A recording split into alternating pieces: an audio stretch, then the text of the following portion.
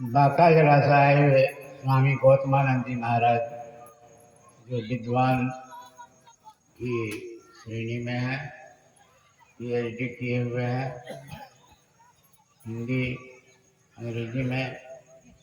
ये देश विदेश की सूचना जो इंग्लिश में ही ये अपना भेजते हैं और प्राप्त भी करते हैं। संत मत की ओर से दीक्षा देने का भी अधिकार मेरे द्वारा इस महासभा के द्वारा मिला हुआ है कि ताकि विश्व में संत मत का प्रचार हो। परम पूज्य सदगुरु महाराज की जो वाणी है सरल सरल जग में प्रचारी, और वैसा कार्य भी करते हैं। कम से कम 100 देश से अभी इनको संबंध मिला हुआ है। जय गुरु। थोड़ा समय है। बंदो गुरुपद कंजे कृपा सिंधु नरे रूप हरि महामोहतम पुंजे जासु वचन रवि करे निकरे। अव्यक्त रूप में सर्वत्र विराजमान पूज्यपाद संत सद्गुरु महर्षि में ही परमहंस जी महाराज के उभय पाद पद्मों में कोटि से नमन।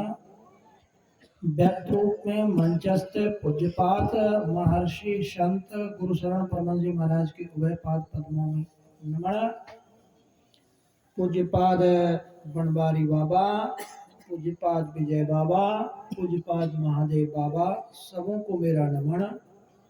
आदरणीय सत्संग प्रेमी महानुभावों, माताओं, भक्तिमती बहनों, सबों को मेरा नमन। अभी हम लोग सायंकालीन सत्संग में रामचरितमानस से नवदा भक्ति का श्रवण कर रहे थे। भगवान राम जो पाठ हुआ उसके पहले की थोड़ी पृष्ठभूमि है, वो सुनाता हूँ। भगवान राम 10,000 राक्षसों का वध करके संहार किए, संहार करके उद्धार कर दिए, सबों को स्वर्ग पहुंचा दिए, और अंतिम में कबंध नामक राक्षस का संहार किए, उसको स्वर्ग पहुंचा दिए। तदोपरांत मैया सबरी की कुटिया पर लक्ष्मण जी के साथ पधारे, और लक्ष्मण और राम दोनों भाइयों को मैया सबरी देखकर हर्षित होकर रोने लगी। उनके आंखों से जो आंसू गिरे उससे भगवान राम के पद पखार दिए गए। सबरी भगवान राम के आने की खुशी में इतनी खुश हो गई थी और इतनी मगन हो गई थी कि उनको समझ में नहीं आ रहा था कि जूठा बैर भगवान राम को खिला दिए, और भगवान राम भी भक्ति के मगन में रहकर प्रेम में आकर जूठे बैर को खाने शुरू कर दिए। फिर उन्होंने कहा कि भगवान के ही विधि स्तुति करो तुम्हारी, मैं तो एक नीच बुद्धि की भीलनी हूँ, मुझे मंदमती की हूँ, तुम्हारी स्तुति कैसे करो। ऐसा बोलने लगी मैया सबरी। होता क्या है, बुद्धि से आप परमात्मा खोजेंगे तो परमात्मा मिलेगा ही नहीं।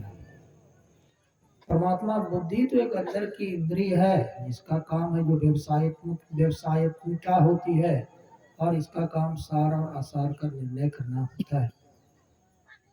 और ये बुद्धि का ही निर्णय है कि बुद्धि से परमात्मा नहीं खोजा जा सकता।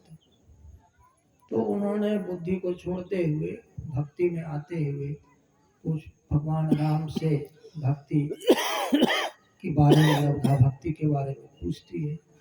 भगवान राम बताते हैं, पहली भक्ति संतों का संग है।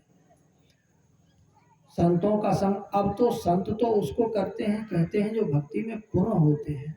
जैसे गुरु महाराज पूर्ण थे और हम लोग अपूर्ण हैं, तो क्या आप हमारे साथ बैठे हैं तो पूरी भक्ति कर लिए? नहीं, आप पूरी भक्ति नहीं किए हैं, आप थोड़ी भक्ति किए हैं। परंतु जब संत ना हो तो साधु को ही संत मानकर चलना पड़ता है कुछ काल के लिए। यद्यपि संत तो होते नहीं परंतु मानना पड़ता है। तो प्रथम भक्ति संतन कर संगा, भक्ति पहला के साथ संतों का संग करिए। दूसरी भक्ति में कथा प्रसंग, जो धर्म से संबंधित कथाएं कही जाती है, बोध कथा है, वह पर आधारित कथा है, इन कथाओं का श्रवण कीजिए। तीसर भक्ति अमान, तीसरी भक्ति मान प्रतिष्ठा का ख्याल मत कीजिए। गुरु के घर में आते हैं, साधु के पास आते हैं, तो साधु ने मुझे बैठने नहीं पूछा, साधु ने मुझे भोजन नहीं पूछा, ये मान की जो भावना है, आशा है, ये गलत है। संत दरबार में अगर आपको कहीं झाड़ू मारने का काम मिल जाए, चाहे जूता पालिश का काम मिल जाए, तो उसको आप निर्वाण का पद समझिए। राधा स्वामी संप्रदाय की किताब में पढ़ रहा था कि संत चरण में अगर आपको जूता पॉलिश का काम मिल जाए तो उसी काम को निर्वाण पद समझ लीजिए। आप तो करेंगे पॉलिश और अपने अंदर का सारा विकार उसी पॉलिश से उड़ा के खत्म कर देंगे। मैं एक योगी की कुटिया पर 8 साल तक उनकी कुटिया में झाड़ू मारता था। जैसे जैसे झाड़ू मारते जाते थे मन के विकार खत्म हो जाते थे। हमने कि भगवान ये झाड़ू में कैसा ऑटोमेटिक सिस्टम फिट कर दिए हो, मारते हैं जमीन पर झाड़ू और माथे से विकार हट जाता है, फिर और जोर से मारे तो शांति और घुस जाती थी। ये है गुरु के घर में झाड़ू लगाने का। तो अमान होकर और फिर कपट को छोड़कर, किसी प्रकार का कपट नहीं, छल कपट नहीं करते हुए गुरु की सेवा करके, भगवान राम भगवान कृष्ण सारे गुरुओं की सेवा करते थे। मैं बाबा की कुटी पर आता हूँ तो लगते हैं कि बाबा मुझे वाल्मीकि ऋषि जैसे दिखते हैं, और हमको लगता है कि मैं आज भी कलयुग में भी जो वाल्मीकि बाबा की कुटिया पर आया हूँ, और वहीं पर मुझे सारे अनुभव होते हैं। इसलिए जो निवृत्ति मार्ग साधु होते हैं वही आपको परमात्मा से सीधा जोड़ सकते हैं। बहुत सारे साधु प्रवृत्ति मार्गी हैं, जैसे 4-5 करोड़ का हीरा पहनते हैं, 3-4 करोड़ की गाड़ी से चलते हैं, वो निवृत्ति मार्ग नहीं है, प्रवृत्ति मार्ग है। वो संसार में प्रवृत्त हो गए, माया में घुस गए हैं, उसको निकलने में दिक्कत होगा। अरे संसार तो एक दिन छोड़कर जाना है, आज ही क्यों नहीं धीरे धीरे इसको छोड़ते चलो, अंत में फिर शरीर को छोड़कर चला जाना है। 5वीं भक्ति है मंत्र जप, मंत्र दृढ़ विश्वासा। जो मंत्र गुरु के द्वारा प्रदत्त है उसको आप दृढ़ विश्वास के साथ जपते रहिए। क्षणदम शील विगति कर्मा, विभिन्न प्रकार के कर्मों से अपने को हटा कर रखना, दमशील की को मानना अपने जीवन में। तो इस तरह से 9 प्रकार का, और 1-2 भक्ति छूट जा रही है, उसको करना है। फिर बाद में समता, सबको अपने जैसा देखना, और अपने से भी बड़ा संत को मानना। संत को बड़ा इसलिए माना जाता है कि संत समाधि की पूर्णता को प्राप्त कर लिए होते हैं, तुर्यावस्था तुर्यातीतावस्था इन सब को पार कर गए होते हैं, और साधु रास्ते में ही चल रहे होते हैं। ये दोनों में अंतर है। परंतु यदि संत न मिले तो साधु का भी संग कर लेना चाहिए।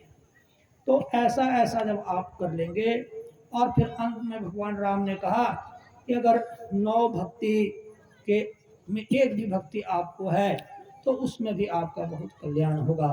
और सबरी मैया में तो सारी भक्ति थी, और इसी कारण सबरी मैया राम भगवान के दर्शन करती है। दर्शन करने के बाद वो उस परम पद में जाकर मिल गई जहाँ से कोई वापस नहीं आता है।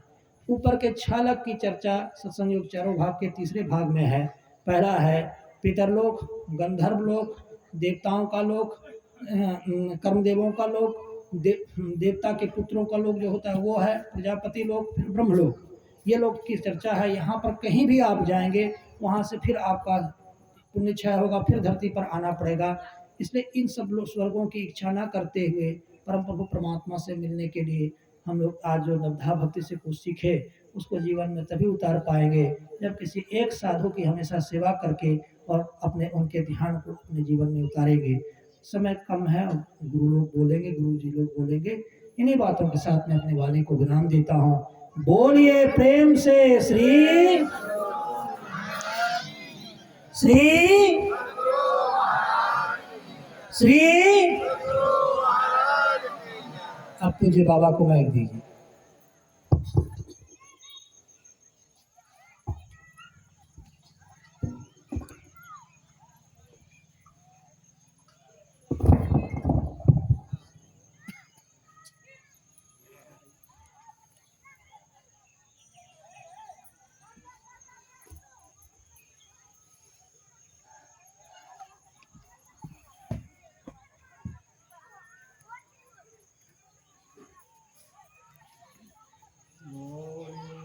नमस्ते श्री सद्गुरु महाराज